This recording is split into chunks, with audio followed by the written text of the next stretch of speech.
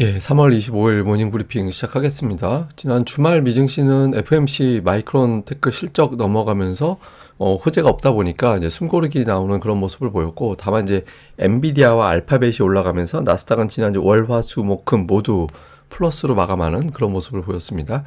그런데 이제 이번 주에는 분기말이잖아요. 그러니까 분기말 수급이 좀 급변할 가능성이 있고, 특히 이제 위안화 환율이 올라가면서 원달러 환율도 좀 올라가고 있거든요. 그러니까 환율 상승이 좀 변수가 될 가능성이 있습니다. 그러니까 환율 올라가면 외국인들이 적극적으로 매수하기가 좀 애매해지는 측면이 있거든요. 이게 변수가 되는지 이번 주 봐야 될 것 같고, 종목으로는 반도체 지난주 강했는데 이번 주에도 올라갈지, 그 다음에 밸류업 관련된 뉴스 계속 나오고 있거든요. 그리고 기술적으로는 2차 전지 일부 종목군들이 따박따박 올라가는 그런 모습을 보이고 있어서 대형주 쪽에서 이 중에 어느 종목이 좀 시장을 지탱시켜 줄지, 이것도 관전 포인트로 봐야 될 것 같습니다.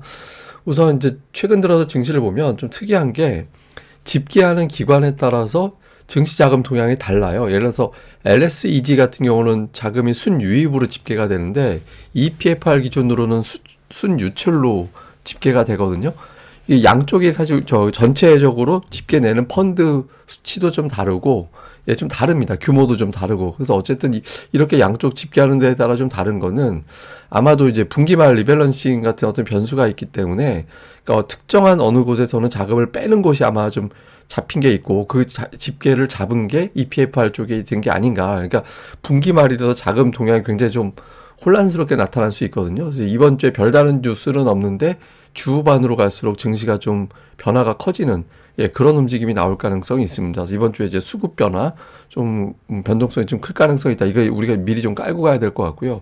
그리고 시장에 대해서도 최근에 이제 미증시 막 S&P 500 6,000포인트 전망까지 등장하기 시작했거든요. 근데 여전히 좀 신중해야 된다라는 주장도 있습니다. 그러니까 너무 상승이 빨랐다라는 거예요. 그러니까 너무 빨라서 조금 쉬었다가 뭐 다시 올라갈지 여부를 좀 쉬고 나서 판단을 해봐야 된다. 그러니까 이런 어떤 주장도 있고, 반면에 버블이 아니다라는 거예요. 그러니까 금리 3번 내린다라는 쪽으로 불확실성이 좀 제거가 됐고, 경기라든가 금리라든가 이런 것들이 결과적으로는 경기를 연착륙시키는 데 도움이 되는 방향으로 갔다. 그래서 업종을 바꿔가면서 추가적으로 올라갈 거다. 이런 요인들이 충돌하거든요. 그래서 시장이 좀 쭉쭉 밀고 올라가기도 그렇고 쭉 빠지기도 애매하고, 종목별 장세, 이럴 때는 이제 대표적으로 나타나는 게 종목별 장세인데, 이번 주는 시황보다는 종목 장세가 좀 전개될 가능성이 조금 더 높아 보인다. 이것도 우리가 알고 가야 될 것 같습니다. 그러니까 중요한 건 이제 반도체주인데, 항상 말씀드리지만 강세장에서는 주포와 주도주가 등장을 하잖아요. 그러니까 지금은, 그러니까 외국인들, 그다음에 이제 주도주, 이거는 이제 반도체를 예를 들었을 뿐이고,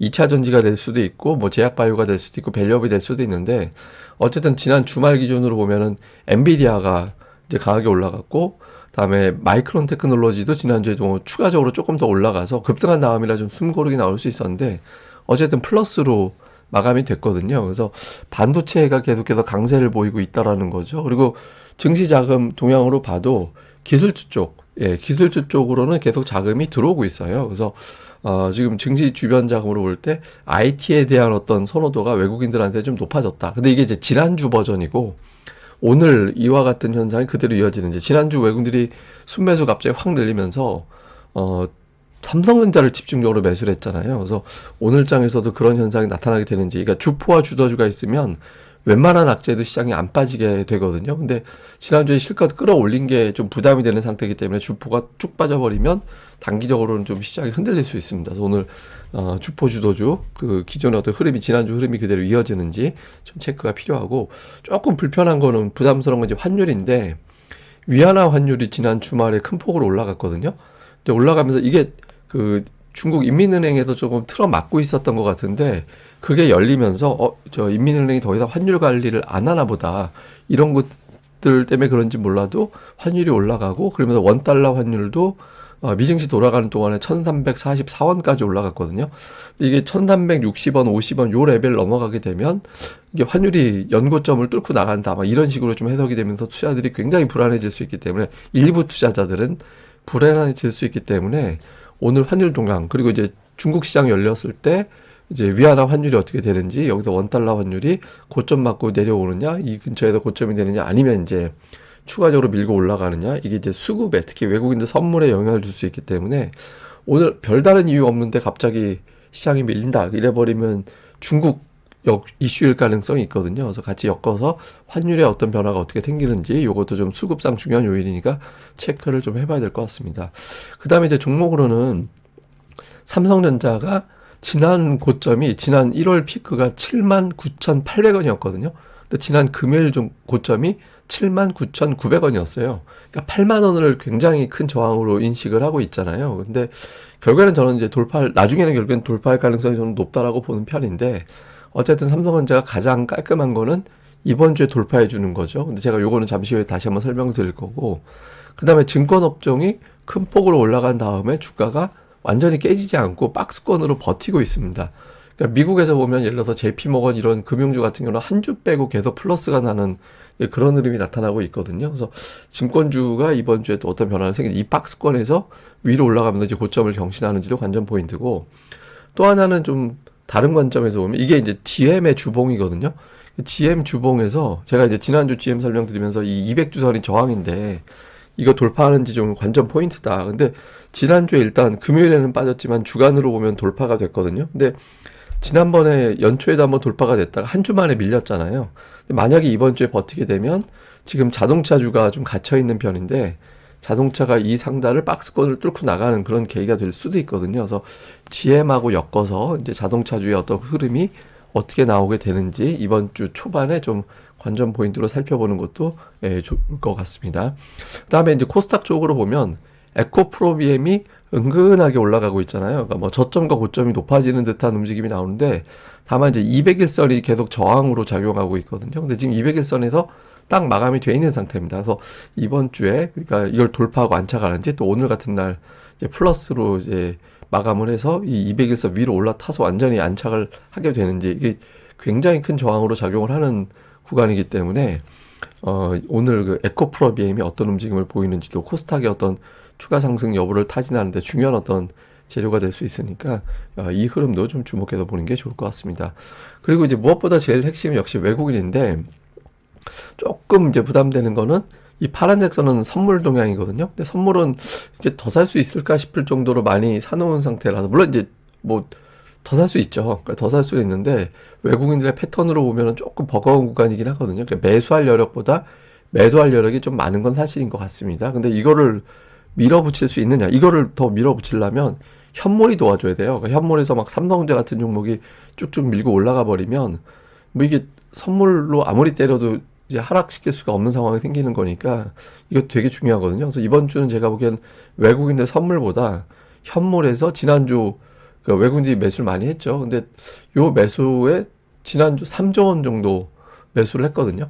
그러니까 3조 원 정도 매수를 했는데 그 매수의 적어도 절반 정도 페이스. 그럼 이제 하루에 3천억 원 이상의 매수가 들어와 주면 이제 시장이 버틸 수 있는 거고, 이제 매수 강도가 갑자기 뚝 떨어져 버리면 대형주들이 많이 오른 거에 대한 부담이 좀 있기 때문에 좀 밀릴 수 있거든요. 그래서 외국인들이 일평균 3천억 원 전후의 어떤 매수기죠. 그리고 그 중에 절반 정도를 삼성전자를 잡아서 좀 밀리지 않게 방어해 주느냐, 요 여부가 이번 주 증시의 중요한 어떤 지수만 놓고 본다면 관전 포인트가 될 것 같습니다. 자, 시장을 좀 정리해서 보면 분기 말입니다. 이번 주가 분기 말이기 때문에 뭐 윈도 드레싱, 그다음에 리밸런싱, 수급 변수가 되게 커질 수 있거든요. 그러니까 증시가 주 후반으로 갈수록 좀 뉴스는 없는데 좀 요란하네, 이런 느낌 가질 가능성이 있고요.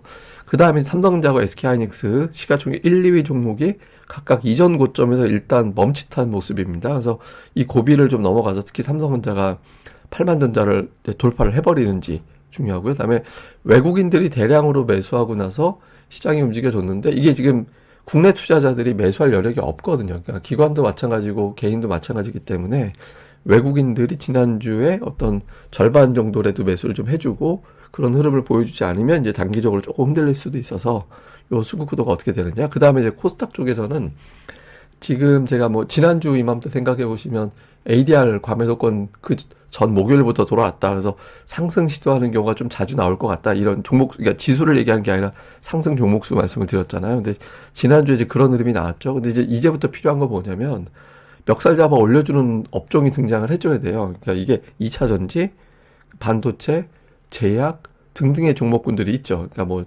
이게 시가총액이 작은 종목들 말고 뭐, 이제 어느 정도 시가총액 비중이 좀 되면서 종목 제법 더 되는 그런 종목 쪽에서 좀 활발한 상승 시도가 나와야 되거든요. 그래서 좀 이런 것들이 뭐 2차전지가 됐든 반도체가 됐든 뭐가 됐든 제약이 됐든 이런 어떤 한 두 개 정도가 이제 홀짝홀짝 하면서 이제 밀어 올려주는 그런 흐름이 나와줘야 이제 추가적인 상승에 대한 자신감이 생길 수 있거든요. 그래서 오늘 장에서 그런 움직임들이 나오는지 체크를 좀 해봐야겠습니다. 그리고 이제 요 통계는 뭐냐면 삼성전자가 최근 이제 2018년도 이후에 주간 6% 이상 올라간 거를 제가 한번 찾아봤어요. 찾아봤더니 지난주 포함해서 총 16번이 있었거든요. 16번 있는데 다음 주 어떻게 됐는지 봤더니 그 다음 주에 11번 올라가고 이번 거 빼면 15회가 되잖아요. 근데 4번 빠졌습니다. 그러니까 뭐 상승 확률이 73% 정도 되는 거죠. 그리고 평균적으로 1.2% 올라가서 확률만 놓고 보면 이번 주에 올라갈 확률이 높은데 문제는 뭐냐면 9% 이상 올라간 경우가 3번 있었거든요. 이제 2018년 2월 셋째죠. 근데 그 다음 주에 3.6% 빠졌고 2020년 6월 첫 번째 주에 9.5% 올랐는데 그 다음 주에 5.8% 빠졌고 2021년 1월 첫째 주에 9.6% 올랐는데 그 다음 주에 0.9% 빠졌거든요. 그러니까 9% 넘게 올라가는 주에는 또 그 다음 주에 하락을 했었어요. 이게 삼성전자라는 종목이 뭐 9%나 급등을 하면 좀 차익하려는 어떤 매물도 좀 나오게 되죠. 그래서 이게 6% 이상 올라갔다라는 거는 플러스 확률이 높은데 9% 이상은 좀 쉬어가는 그런 경향성을 좀 보였거든요. 그래서 요 통계를 놓고 볼 때 삼성전자가 어느 쪽에 좀 가깝게 가게 되는지. 근데 대부분 다 그 이후에는 다시 올라가는 경우가 많긴 했는데 어쨌든 그러니까 삼성전자가 이번 주 리밸런싱을 비롯해서 여러 가지 수급 변수가 좀 있기 때문에 중심을 잡아줘야 이제 시장이 좀 편안해질 수 있어서 삼성전자의 흐름, 다음에 이제 이 흐름을 좀 집중적으로 살펴보는 것도 좋을 것 같습니다. 삼성전자 흐름에 따라서 기존에 이제 하이닉스 종목이 강하다가 이제 삼성전자 붙어서 가는 종들이 강했잖아요. 그러니까 이런 것들. 그 다음에 이런 게 중심을 잡아주면 코스닥에서 또 2차 전지라든가 뭐 게임주라든가 제약바이오라든가 이런 것들이 또 순환할 수 있기 때문에 이 구도가 어떻게 돌아가는지 좀 살펴봐야 될 것 같습니다. 예, 자세한 건 제가 또 다음 방송에서 내용을 정리해 드리겠습니다. 이 방송 구독하기, 좋아요, 알림 설정까지 꼭 부탁드립니다. 감사합니다.